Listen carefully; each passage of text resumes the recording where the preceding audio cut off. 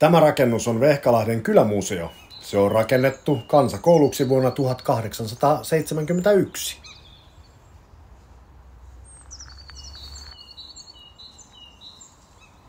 Museon rappusilla istuu Anne Schürman, haminalainen musiikin opettaja, musiikkikasvatuksen väitöskirjatutkija.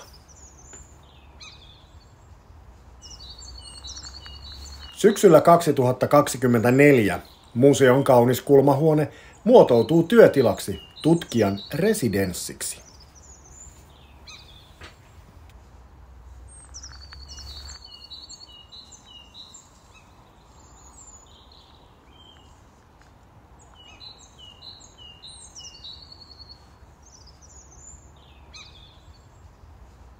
Musiikkikasvatuksen tutkija paitsi kirjoittaa, lukee ja kirjoittaa, myös laulaa, soittaa ja kannustaa musisoimaan yhdessä.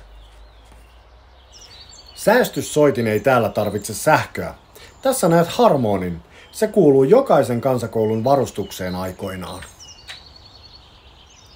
Luokkahuone on sisustettu vanhoin, kauniin opetusvälinein.